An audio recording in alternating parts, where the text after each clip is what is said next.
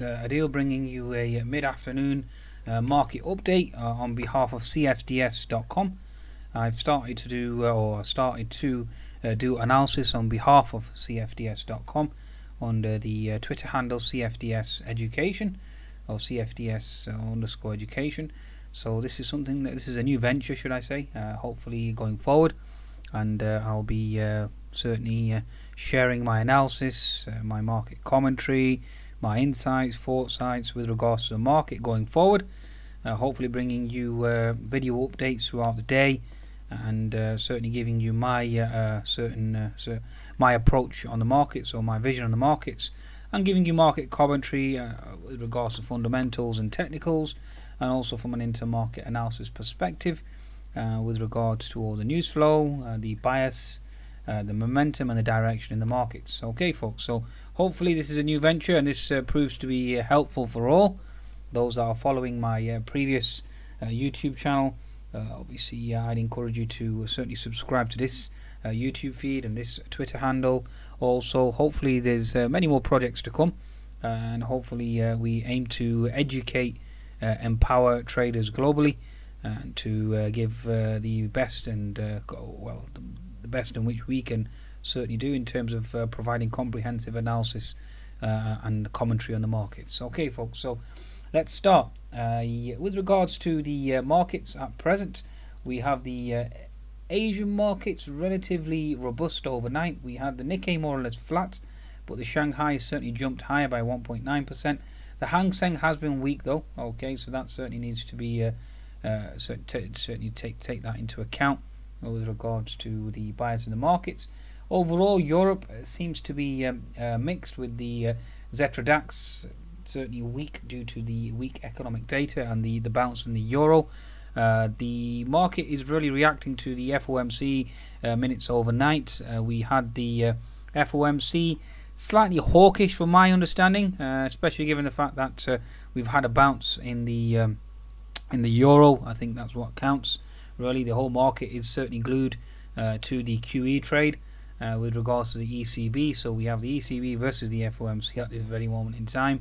Hence the reason why we had Neuer and Cora's comments with regards to the front loading of QE prior to the FOMC announcement, or the minutes that were going to be announced. Now, from what I read from the FOMC was that initially they were certainly hell-bent on raising rates in June, but the data obviously forced them otherwise.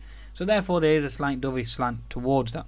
Whether or not we actually approach September and the argument for a rate rise will certainly come back into the foray, again, that is debatable, and that will be dependent upon economic data that comes through. The housing data obviously supports that argument recently, although we will need further data, and that data will be coming out very shortly in half an hour's time, and that should hopefully dictate with regards to the movement of the US dollar. So I mean, overall neutral, because we already knew a lot of the market had already priced in to a large extent, especially given the fact that the dollar obviously has fallen recently for the actual bounce that we've seen overnight. Okay, so going into the FOMC minutes, so we are back to square one, where June obviously is not certainly being considered. That's exactly what the minutes stated, even though there was a split, and September certainly seems to be the next viable date for a rate rise.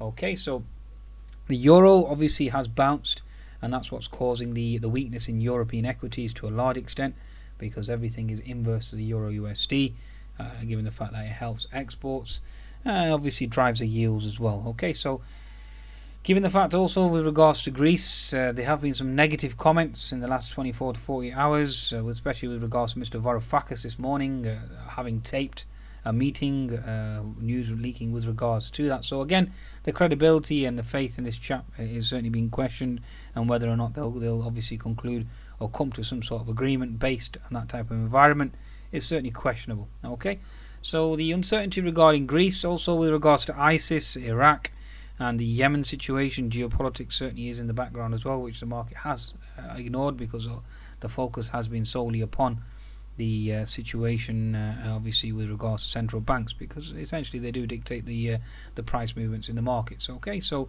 with regards to the UK, having covered the German data and obviously European economic data overall, came in mixed, although France's was relatively strong, which is certainly a theme now, especially given their GDP was stronger as well.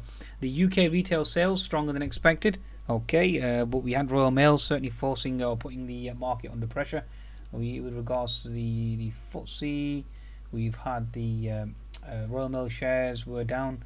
Well, one of the laggards, also with regards to Burberry yesterday, one of the laggards as well.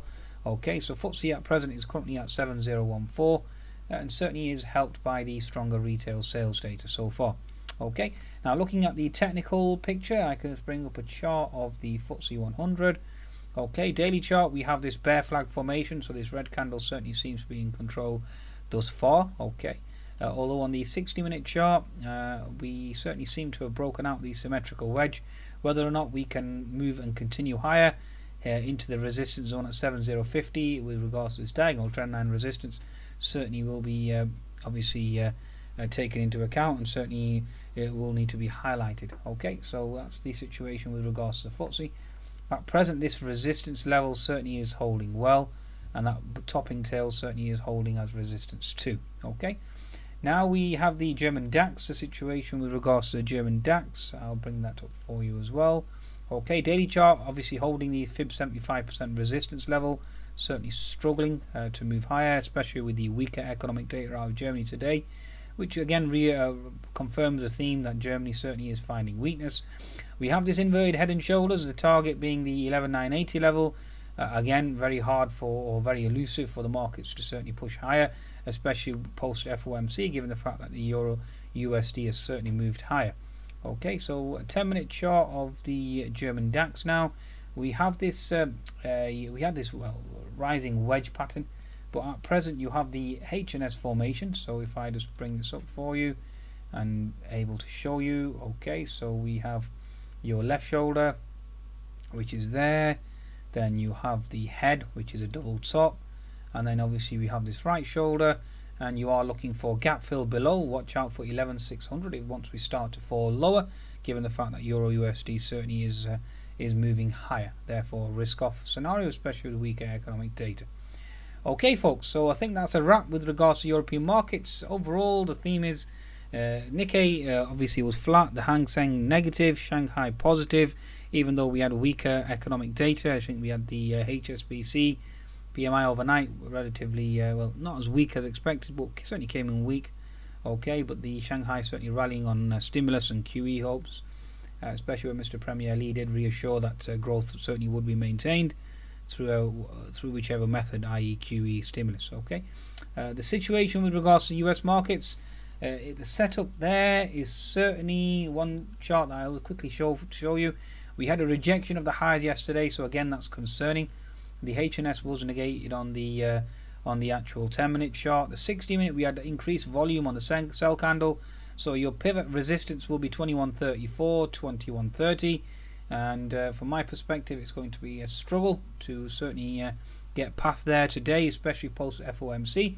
But again, the markets are going to dictate. We are holding above previous resistance equals support region. Okay, so therefore looking for a consolidation or a move higher, or a potential fake out post FOMC, given the fact that they did actually downgrade growth, and given the fact that the September rate hike certainly comes into question. But the main concern, I think, from regards to traders and analysts was the actual downgrade of the growth situation, which again is a concern if you are buying based on growth going forward. Okay folks, so risk on, risk off, wax on, wax off. Goodbye now.